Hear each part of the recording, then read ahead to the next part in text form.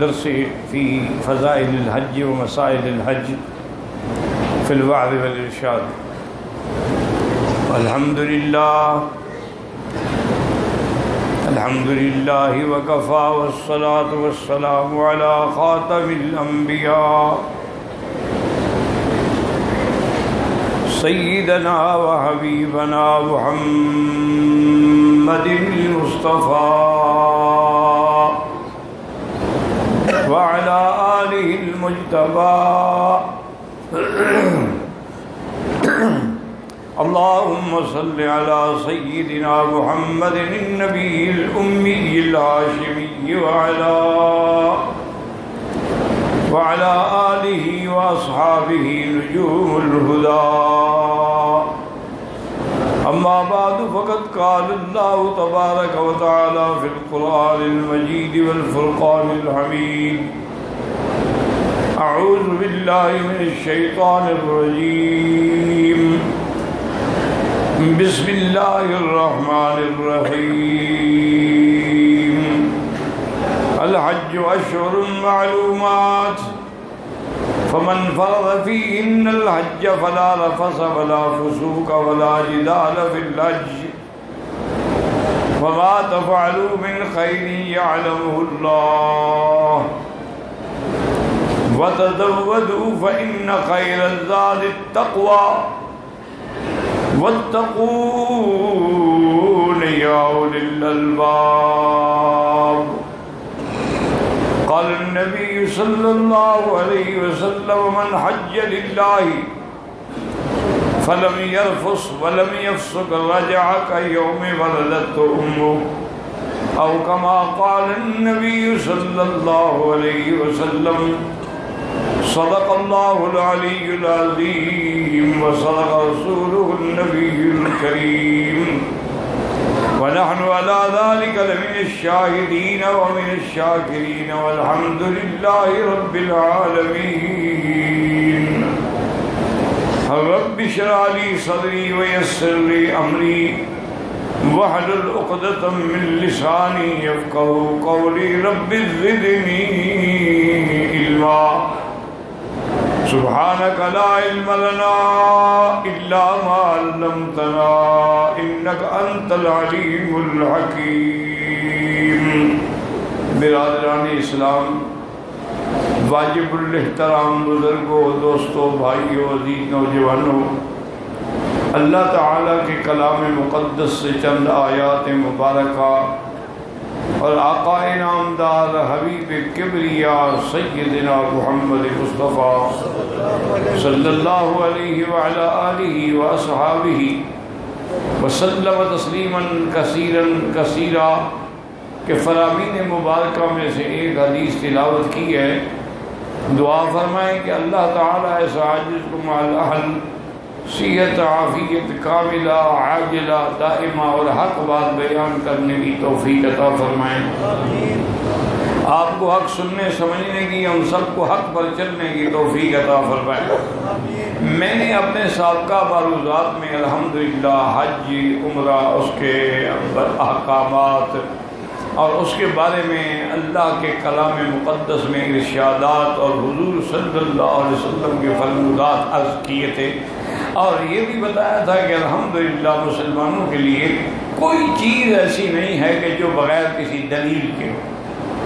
یہ اللہ کا بہت بڑا کرم ہے کہ ایک ایسا دین ہے، کامل ہے، مکمل ہے، اور ایسا جامع معنی ہے کہ قیامت تک کے لیے اس کے بعد کسی دین کی ضرورت ہی نہیں. تو اس لیے میں نے عرض کیا تھا کہ اب آپ دیکھیں کہ پوری دنیا میں جتنے لوگ عید مناتے ہیں دلیل کوئی نہیں. اچھا، لوگوں نے کعبہ بنایا، جیسے کہ حبشے والوں نے کعبہ بنایا، لیکن کیا ہوا؟ چند دن بھی نہ چل سکا. اسی طرح آج بھی نعوذ باللہ بعض لوگوں نے ایسی چیزیں ایجاد کر دی ہیں. تو یہ چیزیں ایسے نہیں چل سکتی. اس کعبے کا تعلق جو ہے وہ تو اتنا قدیم ہے، عظیم ہے، کہ جب ابھی یہ کائنات نہیں بنی تھی تو پانی تھا پوری زمین میں. ابھی اللہ نے یعنی یہ کائنات پیدا بھی نہیں فرمائی تھی. اور اس زمانے میں وَكَانَ عَرْشُهُ عَلَى الْمَاءِ، اور اللہ کا عرش جو ہے وہ بھی پانی پہ تھا. اور جس جگہ یہ کعبۃ اللہ ہے اس پانی میں اسی جگہ جیسے بلبلہ ہوتا ہے نا پانی کے اوپر اٹھتا ہے، اسی طرح ایک بلبلہ اٹھ کے کھڑا تھا، نشانی تھی کہ یہی جگہ ہے کعبے کی. یعنی ابھی زمین پیدا بھی نہیں ہوئی، ابھی آسمان پیدا بھی نہیں ہوئے. تو اللہ تبارک و تعالی نے پھر 6 دنوں کے اندر اس سارے عالم کو پیدا فرمایا. اور اللہ تبارک و تعالی نے یاد رکھیں کہ چونکہ قرآن پاک میں 2 آیات آ جاتی ہیں تو تعارض آتا ہے. بعض آیات سے معلوم ہوتا ہے کہ زمین پہلے ہے اور آسمان بعد میں ہے، اور بعض آیات سے یہ معلوم ہوتا ہے کہ وَالْأَرْضَ بَعْدَ ذَلِكَ دَحَاهَا، کہ زمین بعد میں ہے اور آسمان پہلے ہے. تو اس لیے آیات میں بظاہر جو ہے وہ تعارض ہے. حالانکہ یہ تعارض نہیں ہے. یاد رکھو اللہ نے زمین کو پیدا تو پہلے کیا، اور اس کی کیفیت بھی ایسی ہو گئی تھی کہ جیسے گھروں میں پہلے دور میں تو یہی ہوتا تھا کہ عورتیں آٹا گوندتی تھیں، اور آٹا گوندنے کے بعد جناب کچھ دیر رکھ لیا، پھر اس کے پیڑے بنا کے رکھ لیے، اور پھر جب ضرورت ہوئی تو پھر اس سے روٹی بنا لی. تو یہ زمین جو ہے اسی پیڑے کی طرح جیسے گیند ہوتی ہے گول کرہ ہوتی ہے اسی طرح موجود تھی. ثم استوى الى السماء وهي دخان، اور زمین کے پانی کو جب گرم کر کے گاڑھا کیا گیا اس سے جو دھواں اٹھتا رہا اس سے اللہ نے آسمان پیدا فرمایا. فسواهن 7 سماوات، اللہ نے 7 آسمان بنائے. اور اسی طرح فرمایا وَأَوْحَىٰ فِي كُلِّ سَمَاءٍ أَمْرَهَا، ہر آسمان میں اللہ نے اپنے احکام اپنے اوامر جو ہیں وہ بھی نازل فرمائے.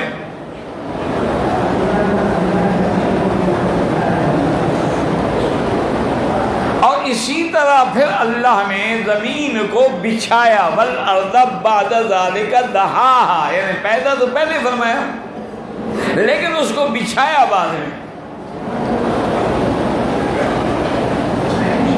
اور یہ بھی الحمدللہ روایات میں ملتا ہے کہ جس جگہ اللہ کا کعبہ ہے نا اسی جگہ سے زمین کو بچھایا گیا. یعنی گویا کہ یہ مرکز ہے، یہ اصل ہے، یہ زمین کا بالکل سنٹرلی مقام ہے.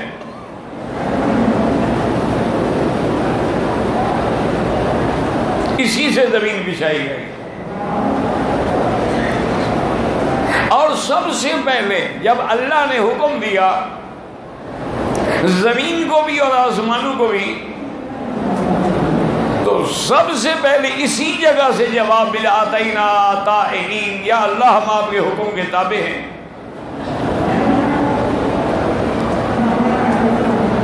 اچھی طرح سمجھ لیں. اچھا آسمان جو ہیں سب سے قریبی آسمان جو ہے یہ پہلا سما دنیا، اس کو دنیا اسی لیے کہتے ہیں کہ قریب ہے. وَلَقَدْ زَيَّنَّا السَّمَاءَ الدُّنْيَا بِمَصَابِيحَ إِنَّا زَيَّنَّا السَّمَاءَ الدُّنْيَا بِزِينَةٍ لِلْكَوَاكِبِ. پھر اس کے اوپر آسمان ہیں، اور ہر آسمان سے دوسرے آسمان تک حضور پاک کا فرمان ہے صلی اللہ علیہ وسلم کہ مسیرت 500 اعوام، 500 سال کا سفر ہے.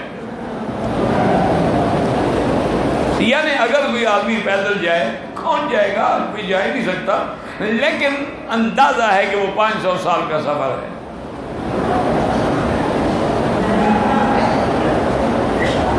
اب یہ دیکھ لیں کہ 7 آسمان جو ہیں طباقاً ایک دوسرے کے اوپر ہیں،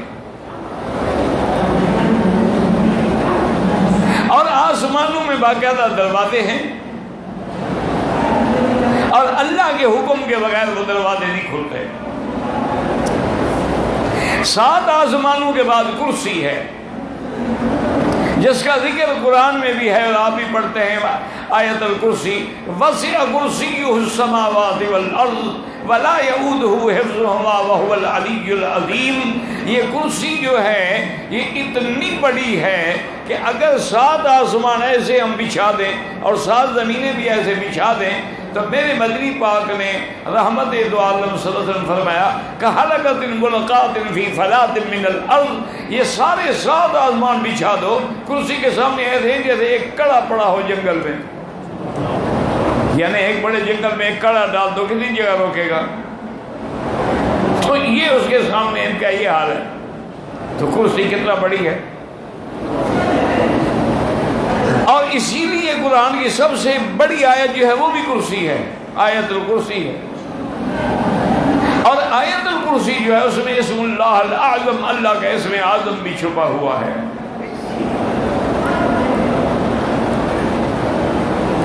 اور کرسی کے بعد جو ہے وہ عرش ہے، یاد رکھو۔ اچھا، عرش اتنا بڑا ہے، اتنا بڑا ہے کہ اس کے مقابلے پہ کرسی ایسے ہے کہ حلقۃ ملقات فی فلاۃ من الارض، کہ ایک کڑے کے برابر۔ یہ اچھی طرح سمجھ لیں۔ اسی طرح قرآن پاک میں جو آیات مبارکہ ہیں، ثم استوى علی العرش، اسی طرح 17 آیات ہے قرآن میں کہ الرحمن علی العرش استوى۔ اس میں تعبیر نہ کیا کریں، ہمارے بہت سارے حضرات تعبیریں کرتے ہیں، وہ جی اگر اللہ کو ہم نے اوپر مان لیا تو پھر تو جہت مان لی، چلو بالکل نہ مانے تو پھر کیا ہوگا؟ جہت ماننے سے اگر جسم ثابت ہوتا ہے تو نفی کرنے سے تو کچھ بھی نہیں رہے گا نا۔ اس کا ایک ہی جواب ہے، یاد رکھو کہ جو قرآن نے کہا، جو حضور کا فرمان ہے، آمنا باللہ، بس۔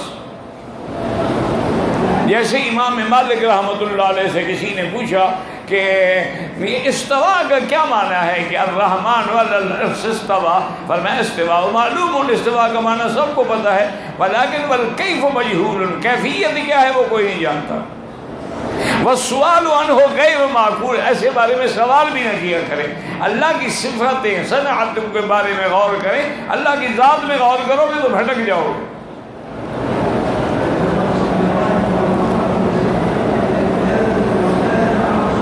صفت علو جو ہے وہ اللہ تعالیٰ کے لیے ہے۔ دیکھیں نا، جب آپ دعا کے لیے ہاتھ اٹھاتے ہیں تو یوں کیوں اٹھاتے ہیں؟ اللہ کی ذات عرش پہ، تو اسی لیے آپ ایسے ہاتھ اٹھاتے ہیں نا۔ اسی لیے قرآن آمنتم من فی السماء، جو ذات آسمانوں میں ہے تم بے غم ہو گئے ہو اگر وہ تم پر عذاب بھیجے۔ اسی طرح یدبر الامر من السماء الى الارض، اس لیے بس مولویوں کی بحثوں میں نہ پڑھیں، جو قرآن میں حدیث میں آمنا، بس زیادہ اس تفصیلات میں نہ جائے، یہ عام آدمی کا کام ہی نہیں ہے۔ ہماری عقل بڑی محدود ہے، اس میں ہم تو مخلوق کو آج تک نہیں سمجھ سکے تو خالق کو کیسے سمجھیں گے؟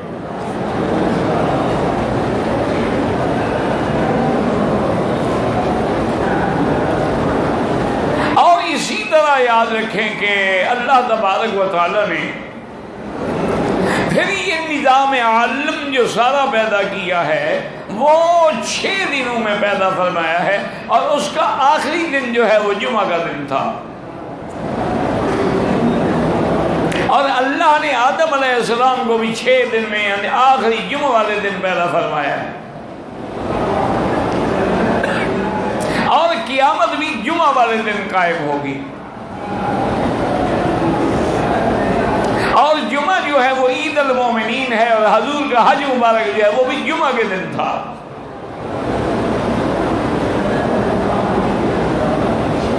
اسی لیے ایک یہودی عالم نے حضرت امیر المومنین سیدنا عمر رضی اللہ تعالی عنہ سے کہا کہ واللہ لو نزلت الآیت علی نبینا لجعلناہ عیدا، اگر ہمارے نبی پر یہ آیت نازل ہوتی نا الیوم اکملت لکم دینکم واتممت علیکم نعمتی ورضیت لکم الاسلام دینا، کہ جس کے اندر تکمیل دین بھی ہے، اتمام نعمت بھی ہے، ارضاء دین بھی ہے، اگر ہمارے نبی پر ایسی آیت اترتی ہم اس کو عید مناتے۔ حضرت عمر نے فرمایا تم جاہل ہو، تمہیں پتہ نہیں ہے کہ یہ کب نازل ہوئی؟ عرفات کا دن تھا اور جمعہ کا دن تھا، ہماری تو دو عیدیں تھیں، جمعہ بھی عید، عرفات بھی عید، تم کیا عید مناؤ گے؟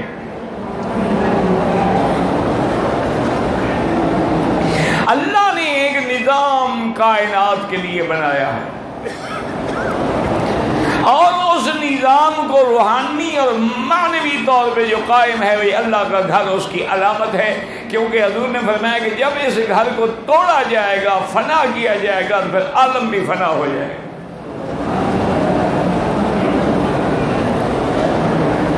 اور جب تک اس گھر کی عظمت دلوں میں رہے گی تو اللہ تمہیں بھی بچائیں گے، اور جس دن اس گھر کی عزت عظمت دلوں سے نکل گئی تو پھر سمجھ لو کہ بربادی کے دن قریب آ گئے۔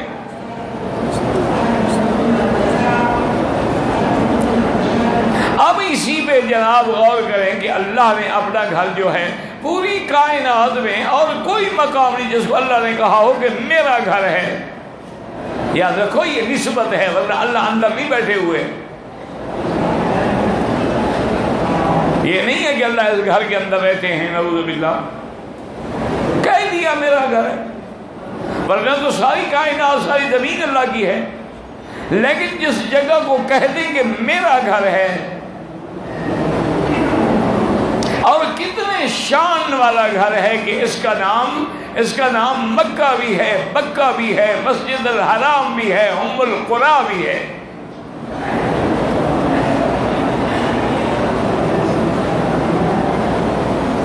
اور یہ گھر جو ہے اللہ نے ایک نسبت جیسے میں ہی ناقۃ اللہ صالح علیہ السلام کی اونٹنی جو تھی، بھئی اللہ کی اونٹنی ہے کہ اللہ کے حکم سے مطلب ساری چیزیں اللہ کی ہیں، اس لیے حضرت صالح علیہ السلام روتے ہیں وَلَا تَمَسُّوهَا بِسُوءٍ، اس کو تکلیف نہ پہنچاؤ۔ اگر تم نے اس اونٹنی کو تکلیف پہنچائی تو پھر اللہ کا عذاب آ جائے گا۔ اس لیے علماء نے استدلال کیا ہے کہ اگر اللہ کی پیدا کردہ معجزے کے طور پہ اونٹنی کو نقصان پہنچانے سے عذاب ہوگا تو اللہ کے پیدا کردہ پروانے محمد مصطفیٰ کے جو صحابہ کو تبرہ کرے گا اس کا کیا حال ہوگا؟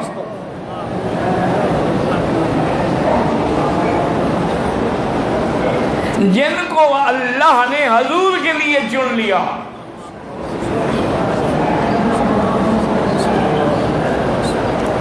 اب جناب سمجھیں کہ پھر پوری کائنات میں یہ واحد گھر ہے جس کو اللہ نے کہا میرا گھر، اور پوری کائنات میں یہ واحد گھر ہے جس کے لیے اللہ نے حج کا حکم دیا ہے، اور کوئی زمین نہیں جہاں حج ہو۔ اب مسئلہ سمجھا کریں، اگر مثال کے طور پہ آپ الحمدللہ حجاج ہیں، پڑھے لکھے ہیں، سمجھدار ہیں، اور اس میں اہل علم بھی ہوں گے، ایک بات مجھے آپ بتا دیں کہ اگر کوئی آدمی احرام باندھ کے 9 تاریخ کو 9 ذی الحج کو حج کی نیت سے مدینہ منورہ چلا جائے، حرم بھی خالی ہوگا اور ریاض الجنہ میں بیٹھا رہے تو حج ہو جائے گا؟ ہاں جی، نہیں، حضور کے روضے پر بھی جانے سے حج نہیں ہوتا۔ کمال ہے، آج کل تو بغداد کی گلیوں میں اور حضرت علی حجویری کی مزار پہ حج ہو جاتا ہے۔ اچھا چلو حضرت کے روضے مبارک میں نہیں، اگر 9 تاریخ کو آدمی نیت بھی کرے، احرام بھی باندھے، یہاں حرم میں بیٹھا رہے، بلکہ کعبے کے اندر دروازہ کھول کے بیٹھا رہے، حاجی ہو جائے گا؟ بس اسی بات کو پلے باندھ لو تو کبھی گمراہ نہیں ہوگے، کہ اگر یہ جگہ دیکھی جاتی کہ بھئی کعبے کے اندر آج یہ حج ہوگا، لیکن حضور پاک نے فرمایا کہ الحج عرفہ، حج عرفات میں آنے کا نام ہے، تو جو عرفات میں جائے گا حاجی بنے گا۔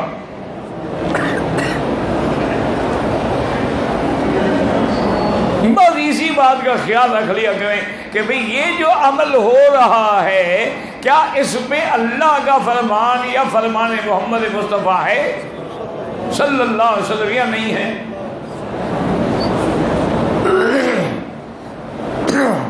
اسی لیے میں نے عرض کیا کہ اللہ کا گھر تو إِنَّهُ لَبَيْتٍ قرآن آ گیا، حج کے لیے آنا ہے فرمایا وَأَذِّن فِي النَّاسِ بِالْحَجِّ، اعلان ہو گیا۔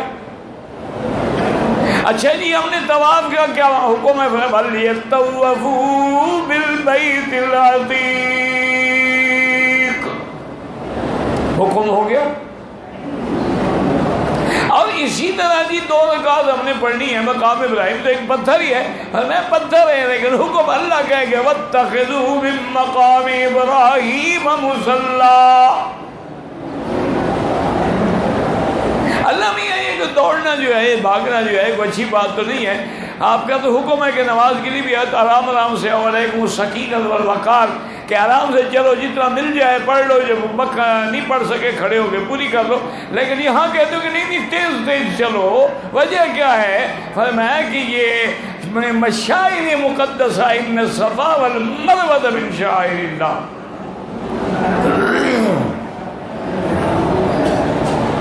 یعنی اس کا بھی قرآن میں ذکر ہے۔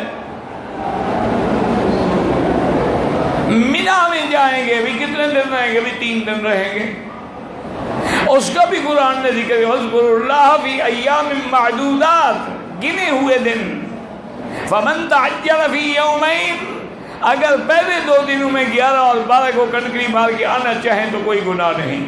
وَمَن تَأَخَّرَ فَلَا إِثْمَ عَلَيْهِ، اور 13 کو رہنا چاہو تب بھی کوئی گناہ نہیں، اس کا ذکر بھی قرآن میں۔ ہم نے رات مزدلفہ میں گزار دی، ہمیں وَاذْكُرُوا اللَّهَ عِندَ الْمَشْعَرِ الْحَرَامِ، اس کا ذکر بھی قرآن میں۔ ہمارا حج عرفات میں ہوگا، ہمیں لَيْسَ عَلَيْكُمْ جُنَاحٌ أَن تَبْتَغُوا فَضْلًا مِّن رَّبِّكُمْ فَإِذَا أَفَضْتُم مِّنْ عَرَفَاتٍ۔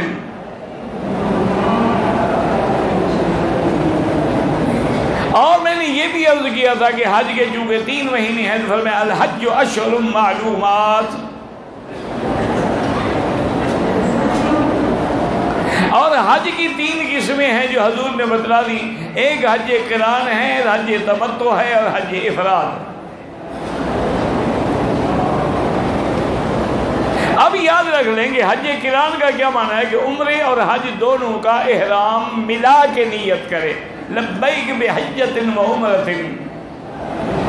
اب وہ عمرہ کرے گا لیکن احرام نہیں کھولے گا، چونکہ اس نے دونوں کا ملا کے باندھا ہوا ہے، احرام حج کے بعد کھلے گا۔ اور بعض علماء فرماتے ہیں قران وہی کرے گی جس کے ساتھ بکری ہو، یعنی اس کی قربانی کا جانور ساتھ ہو۔ امام صاحب فرماتے ہیں ساتھ ہو یا وہاں موجود ہو، مقصد تو ذبح کرنا ہے، صرف ساتھ لانا تو مقصد نہیں ہے نا۔ اگر کوئی ساتھ لے آئے اور بنا میں ذبح نہ کرے تو ادانی ہوگا، تو معلوم ہوا کہ اصل چیز ذبح کرنا ہے، اور پھر ہم مجبور ہیں کہ لا بھی نہیں سکتے۔ اچھا، اور تمتع کا معنی کیا ہے کہ جو آدمی حج کے مہینوں میں یعنی شوال، ذوالقعدہ، ذوالحجہ، اس میں احرام عمرے کا باندھے اور تمتع کی نیت ہو، آگے عمرہ کرے، عمرہ کرنے کے بعد احرام کھول دے، ساری پابندیاں ختم ہو گئیں۔ اب وہ 8 دن حج کو پھر حج کا احرام باندھ کے حج کرے گا، اس کو کہتے ہیں تمتع، کہ عمرہ بھی کیا، حج بھی کیا، درمیان میں نفع بھی اٹھا لیا، اس کا معنی ہے تمتع۔ اگر حج قران ہے تب بھی ہر حال میں بکری دینی ہے، اگر تمتع ہے ہر حال میں اس کے لیے بھی دم شکر یا دم تمتع جو بھی کہے وہ دینی ہے۔ اگر حج افراد ہے تو حج کی بکری دینا واجب نہیں ہے، اللہ نے پیسے دیے تو کر سکتا ہے۔ اور حج افراد کا کیا معنی ہے کہ یا تو اپنے میقات سے آتے ہوئے، یعنی مدینے سے آ رہا ہے، طائف سے آ رہا ہے، پاکستان سے، وہیں سے صرف حج کی نیت کرے، اس کا عمرہ نہ بھی لائے، صرف حج۔ لبیک بحجۃ، مکے میں آئے طواف کرے صفا دوڑے پھر طواف قدوم کرے کہ احرام میں رہے گا چونکہ حج کا احرام ہے، عمرے کا نہیں کہ کھول دے۔ یہ بھی کب احرام کھولے گا؟ جب مینا میں آ کے کنکری مار کے سر مڈا کے پھر احرام کھولے گا۔ اب اچھی طرح سمجھ لیں، میں نے کل بھی آپ کو عرض کیا تھا کہ حج کے مہینے بھی 3 ہیں اور حج کی قسمیں کتنی ہیں؟ کون سی ہیں؟ جلدی جلدی تاکہ یاد رہ جائے آپ کو، کون سی قسمیں ہیں؟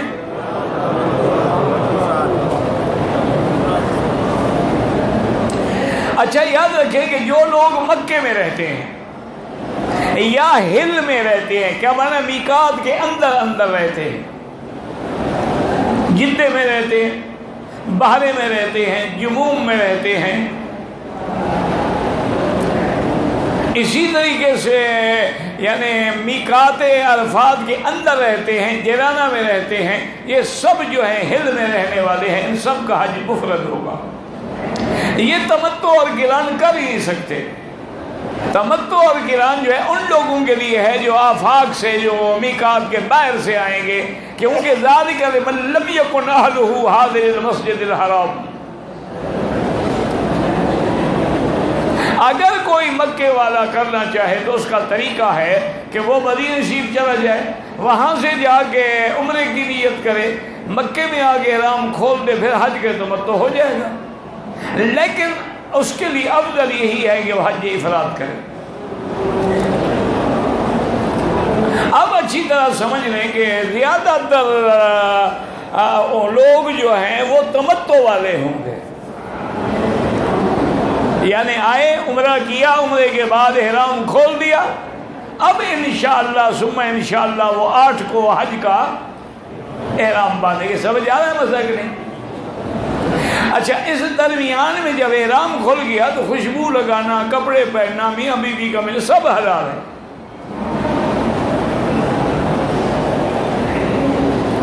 زیادہ لوگ جو ہیں وہ متمتع ہوں گے، چونکہ قارن بھی بہت کم ہوں گے اور افراد والے بھی کم ہوں گے۔ اب اچھی طرح مسئلہ سمجھ لیں کہ انشاءاللہ ثم انشاءاللہ 8 تاریخ کو ہم نے احرام حج کا باندھنا ہے۔ افضل یہ ہے، سنت یہ ہے کہ غسل کریں، غسل کرنے کے بعد بدن پہ خوشبو لگائے اور 2 رکعت نماز پڑھے، زیادہ بہتر ہے۔ ورنہ کسی تحیت و مسجد کے بعد بھی نیت کر سکتا ہے، فرض نماز کے بعد بھی کر سکتا ہے، لیکن افضل یہی ہے۔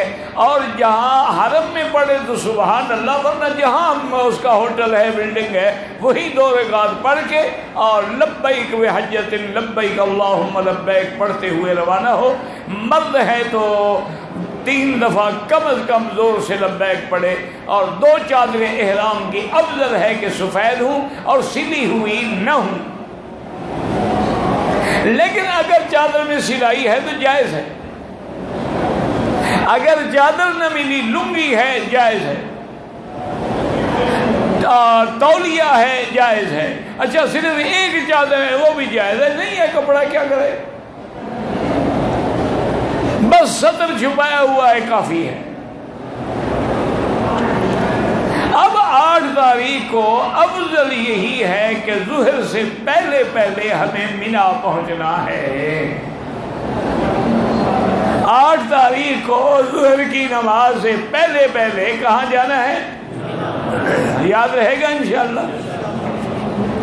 اگر آگے آپ کے نظام میں آپ کو 7 کو بھیجنا شروع کر دیتے ہیں تو آپ جا سکتے ہیں، احرام باندھ لیں، نیت کر لیں، آپ 7 کو بھی چل جائیں۔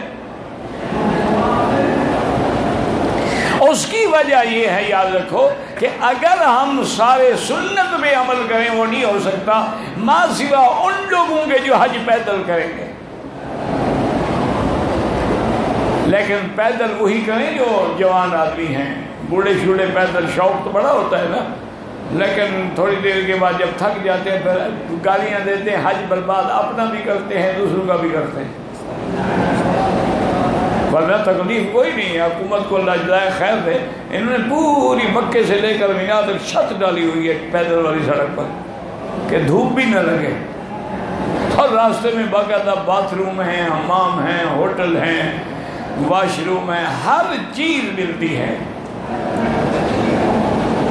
لیکن بہرحال جو بوڑھے ہیں یا عورتیں ساتھ ہیں تو پیدل نہ چلیں۔ 8 تاریخ کو ظہر سے پہلے پہنچنا سنت محمد مصطفیٰ ہے صلی اللہ علیہ وسلم۔ لیکن یاد رکھو یہ سنت پہ عمل تب ہوگا جب آپ پیدل ہوں۔ اگر بسوں پہ ہم مجبور ہیں، جو بسوں کا نظام ہوگا ہم چلیں گے۔ اب جناب ہم نے مینا میں پہنچنے کے بعد ظہر، عصر، مغرب، عشاء رات وہیں رہ گئے۔ 9 تاریخ کی فجر کی نماز بھی ہم نے مینا میں پڑھی۔ کتنی نمازیں ہم نے مینا میں پڑھنی ہیں؟ کون سی؟ یہ یاد رہے گا بھیا؟ یہاں مجھے سنا رہے ہو؟ یاد ہے انشاءاللہ۔ اچھا، اب یہ ہے کہ جتنی دیر مینا میں رہیں اللہ کے ذکر میں مشغول رہیں، لبیک پڑھتے رہیں، قرآن پڑھتے رہیں، درود شریف پڑھتے رہیں، کلمہ شریف پڑھتے رہیں۔ 9 تاریخ کو صبح کی نماز بھی ہم نے مینا میں پڑھنی ہے، اور سنت یہ ہے کہ جب فجر کو سورج نکل آئے اور اس کی دھوپ پہاڑوں پہ پھیلنے لگے، اب ہم عرفات کے لیے روانہ ہوں۔ لیکن ہمارے بس میں تو ہے نہیں، اب تو گاڑیوں کا اور بسوں کا انتظام ہے۔ حاجی بھی ماشاءاللہ اب خود ایئر کنڈیشن ہے، اس کے بغیر ان کی بھی زندگی نہیں گزرتی۔ پاکستان میں چاہے پنکھا بھی نہ ہو، یہاں وہ بیچارے ایئر کنڈیشن کے بغیر نہیں رہ سکتے۔ اچھا، چونکہ پیسے دیے ہوئے ہیں نا، نماز پڑھنے ہیں تو اے سی چلا کے آتا ہے، کوئی چلتا رہے، کمرہ جب جائیں تو ٹھنڈا ہو۔ چونکہ انہیں پیسے دیے ہوئے ہیں نا، حق تو وصول کر رہے ہیں۔ چاہے انجن کو، ایئر کنڈیشن کو آگ لگ جائے، بلڈنگ میں آگ لگ جائے، اس کا حاجی کو کوئی فکر نہیں۔ بہرحال ٹھیک ہے، مزے کریں جناب۔ حج وہ تھا جو لوگ پڑھتے تھے اللہ اکبر اللہ اکبر۔ ہم نے اپنے بزرگوں کو، والدین کو، اساتذہ کو، مشائخ کو دیکھا پیدل حج پہ جا رہے ہیں بس۔ اور اس دور میں بھی ایک، اب تو شاید پتہ نہیں، میں 4 آنے کی روٹی ملتی تھی اور دہی کی ڈبی لے لی اور 1 روٹی لے لی، اور اسی کو صبح ناشتہ بھی کیا، ظہر کو بھی کھایا، رات کو بھی اسی سے کھایا۔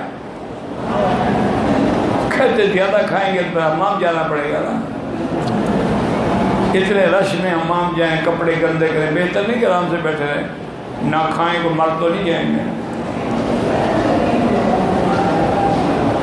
لیکن ہمارے حاجی تو قسم کھا کے جاتے ہیں کہ انشاءاللہ جو کچھ ملتا ہے نا نہیں چھوڑنا۔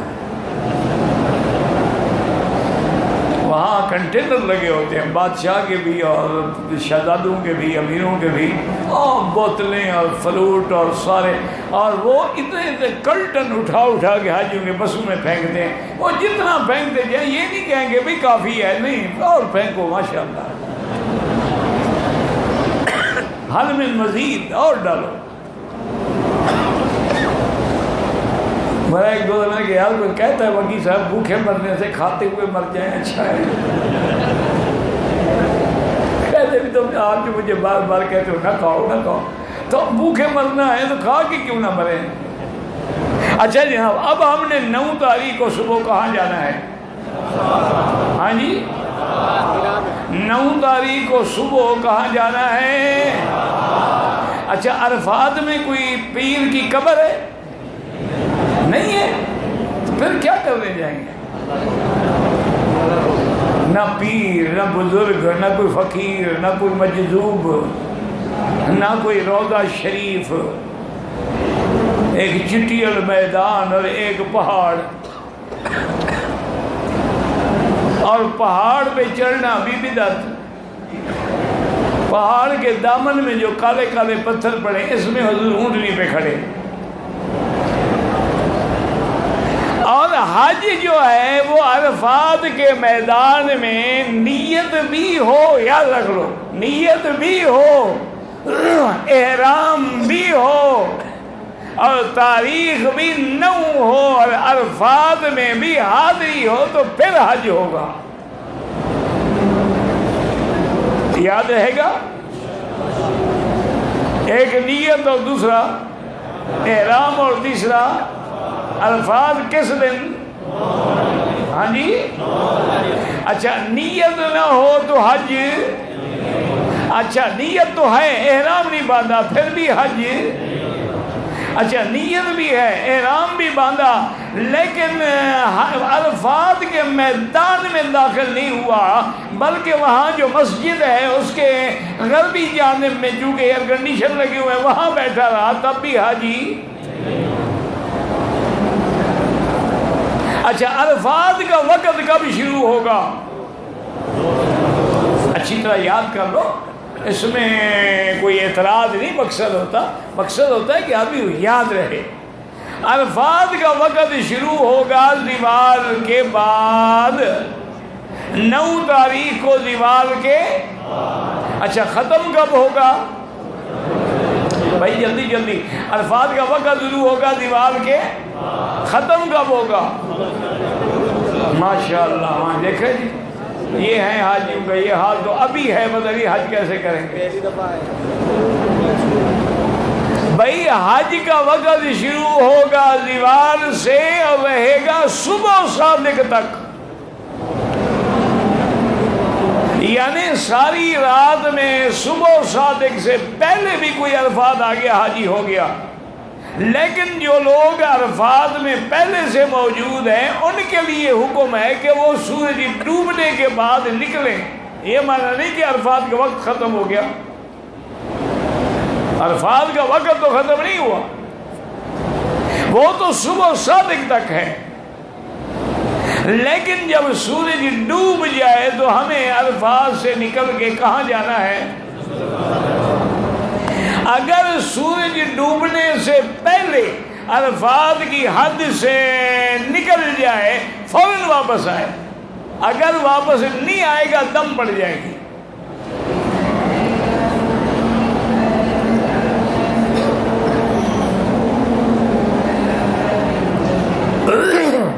اب جناب یہ دیکھیں کہ انشاءاللہ دعا کرو اللہ سب کو عرفات نصیب کرو. یا اللہ تمام آنے والوں کو حج نصیب فرما. یا اللہ سب کے لیے آسان فرما. یا اللہ سب کے لیے انتظامات اور اسباب اپنی قدرت اور اپنی رحمت سے پیدا فرما دے. اور جو بیچارے نہیں آئے ہیں تمنائیں لگا کے بیٹھے ہیں اللہ ان کو بھی حاضری نصیب فرما. اچھا جی 9 کا دن ہم نے کہاں گزارنا ہے اور کون سی نمازیں وہاں پڑھنی ہے؟ ظہر اور. اچھا اب ایک بات یاد رکھو، جھگڑے میں نہ پڑھنا. اگر تم امام کے پیچھے پہنچ جاؤ تو جیسے وہ نماز پڑھائیں پڑھ لو، وہ 2 رکعت پڑھائیں گے، پہلے ظہر پڑھائیں گے پھر عصر، وہ جمع بین ظہر والعصر کریں گے. تم بھی جھگڑے میں نہ پڑھو، کر لو ان کے ساتھ، کوئی فرق نہیں پڑتا ہے. یہ افضل غیر افضل کی باتیں ہیں، کفر اسلام کی جنگ نہیں ہے. اور اگر وہاں نہیں پہنچے ہو، اپنے کیمپ میں ہو اور اپنے مسلک پہ عمل کرنا چاہتے ہو تو پھر ظہر کے وقت میں ظہر اور عصر کے وقت میں عصر. اگر مسافر ہے تو قصر کرے گا، 2 رکعت پڑھے گا، اور اگر مقیم ہے تو نماز بھی پوری پڑھے گا. اب سارا دن انشاءاللہ 9 کو ہم عرفات میں ہوں گے. وہاں سے کب نکلیں گے بھائی؟ عرفات سے کب نکلیں گے؟ ہاں جی. اچھا تو مغرب کی نماز پڑھ کے نکلیں گے یا نہیں پڑھیں گے؟ کیوں؟ ہاں جی بھائی اللہ کی نماز ہے یار، مغرب کی نماز اللہ کی نماز ہے. اگر ماشاءاللہ اب تو پانی بھی عام ہے، وضو بھی ہو سکتا ہے، سب کچھ ہو سکتا ہے، تو مغرب کی نماز عرفات کے میدان میں اگر پڑھ لیں تو پھر مگر کیا ہوگا؟ ہاں جی گناہ بھی ہوگا، حضور کی سنت کی مخالفت بھی ہوگی۔ یاد رکھو اللہ کہتا ہے میرے مدنی نے یہاں نماز نہیں پڑھی، نماز نہ پڑھو۔ تو اب حضور نے میلاد منایا ہے؟ نہیں منایا۔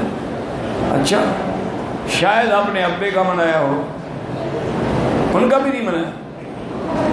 حضرت آدم کا منایا ہو، حضرت ابراہیم دادا ہیں ان کے، حضرت اسماعیل ابا ہیں، ان کے بھی نہیں منائے میلاد۔ اللہ کے بندے میلاد تو خیر بدعت ہے اگر اللہ کی نماز ہے، لیکن اللہ کا حکم ہے کہ نہیں پڑھنی ہے، چاہے آدھی رات ہو جائے مزدلفہ میں پڑھنی ہے۔ اور حضور صلی اللہ علیہ وسلم، یاد رکھو جو لوگ حج پہ جا رہے ہیں انشاءاللہ وہ روزہ نہ رکھیں، لیکن جو لوگ حج پہ نہیں جا رہے ہیں عرفات کے دن کا روزہ جو ہے وہ 1 سال پہلے کے اور 1 سال آنے والے کے گناہ معاف کرا دیتا ہے۔ ان کو روزہ ضرور رکھنا چاہیے۔ دیکھیں نا صحابہ اور صحابیات کی شان۔ بی بی ام سلمہ رضی اللہ تعالی عنہ فرماتی ہیں کہ میں سوچ رہی تھی کہ مسئلہ نہ پوچھا حضور سے کہ کیا حضور کو آج 9 تاریخ کو عرفات والے دن روزہ ہے یا نہیں ہے، تو بی بی نے کیا کیا کہ دودھ کی لسی بنائی۔ حضور کو دودھ کی لسی بڑی پسند تھی، دودھ کی لسی بنائی پیالے میں اور ایک خادم کو دیا کہ، اور حضور اونٹنی پہ بیٹھے ہیں، جبل رحمت کے دامن میں جو کالے کالے پتھر پڑے یہیں حضور کی اونٹنی کھڑی ہے۔ انہوں نے پیالہ پیش کیا، چونکہ دودھ کے بارے میں حضور کا حکم ہے کہ اگر کوئی دودھ دے تو رد نہ کرو، کوئی خوشبو دے اس کو بھی رد نہ کرو۔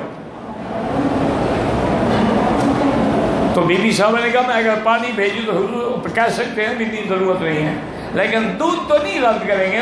تو حضور نے دودھ منہ سے لگایا تو سمجھ گئی بی بی کہ آج روزہ نہیں ہے۔ تو اس لیے علماء نے کہا یاد رکھو حضرت ہم یہی کہتے ہیں کہ جہاں حضور نے ہاتھ لگایا ہے، ہاتھ لگانا سنت ہے، حجر اسود پہ بوسہ دیا ہے، بوسہ دینا سنت ہے۔ رکن عراقی اور شامی پہ نہ ہاتھ لگایا، نہ اشارہ کیا، نہ بوسہ دیا، وہاں ہاتھ نہ لگانا سنت ہے۔ اس کا معنی تو یہ ہوتا ہے، اس کا معنی یہ تو نہیں ہوتا کہ خود گھڑتے رہو۔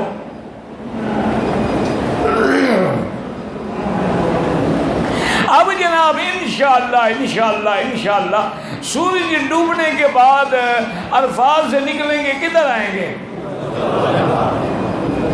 ویسے فکر نہ کریں، یہاں حکومت الحمدللہ اسلام کی ہے اور اہل علم اور علماء ہوتے ہیں، ان کا انتظام ہی ایسا ہوتا ہے کہ جو عرفات کی بارڈر ہے نا اس کو سیل کر دیتے ہیں، وہ آپ سورج سے پہلے نکل ہی نہیں سکتے۔ اچھا مغرب کے بعد بھی پہلے وہ جو مہمان آتے ہیں بادشاہ بحر کے ان کو نکالیں گے، کافر نکالیں گے، تو کم سے کم بھی یعنی آپ 2 غروب کے گھنٹہ 1.5 گھنٹے بعد نکلیں۔ اور یہ بھی کر لیا کریں کہ وہاں جب چونکہ لوگ چلے جاتے ہیں نا تو آرام سے حمام وغیرہ فارغ ہو لیں، وضو کر لیں، تیاری کر لیں، پانی بھی تھوڑا بھر کے ساتھ رکھ لیں تاکہ مزدلفہ میں آپ کو فوری طور پہ پریشانی نہ ہو، ورنہ آپ کو مزدلفہ میں بھی اتنے حمام ہیں کہ حد ہی کوئی نہیں۔ اب 9 تاریخ کو ہم انشاءاللہ رات کو چلیں گے، کہاں پہنچیں گے؟ کتنی نمازیں پڑھیں گے؟ کون سی؟ پہلے کون سی پڑھو گے؟ اذان 1 ہوگی، تکبیریں 2 ہوں گی، اور نماز کے درمیان میں سنت نہیں پڑھیں گے، پہلے مغرب بعد میں عشاء، لیکن کوئی سنت درمیان میں نہیں پڑھیں گے۔ اور نمازیں پڑھنے کے بعد آرام کریں، لیٹ جائیں، ذکر کریں، اور واجب ہے کہ صبح کی نماز آپ وہی پڑھیں مزدلفہ میں۔ ہاں جو معذور ہیں، ڈپٹی والے ہیں، ملازم ہیں، وہ آ سکتے ہیں، 10 تاریخ کو صبح کی نماز وہاں پڑھ کے سورج نکلنے سے پہلے پہلے کھڑے ہو کے لمبی دعائیں کریں اور پھر مینا کو چل پڑیں، تو 10 تاریخ کو ہم کہاں پہنچیں گے؟ اور پہلا کام ہم کیا کریں گے؟ ہاں جی، پہلا کام مینا میں آنے کے بعد کیا کریں گے؟ چاہے مفرد ہے، متمتع ہے، قارن ہے، مینا میں آنے کے بعد پہلا کام یہ ہے کہ شیطان جو بڑا ہے، لکھا ہوا ہے وہاں جمرۃ العقبہ یا بگ جمرہ یا بڑا شیطان، وہاں 7 کنکریاں مارنی ہیں۔ کنکریاں مزدلفہ سے اٹھا لیں، راستے سے اٹھا لیں، کہیں سے اٹھا لیں، اور جب مارنی ہے تو بسم اللہ اللہ اکبر رغما للشیطان ورضا للرحمن۔ تو 10 تاریخ کو انشاءاللہ ثم انشاءاللہ مینا پہنچ کے پہلا کام کیا کریں گے؟ جمرے کو کنکریاں، اور اس کے بعد کیا کریں گے؟ قربانی، اس کے بعد سر پہ اسرا، اب احرام کھل گیا۔ انشاءاللہ زندگی باقی تو بات باقی۔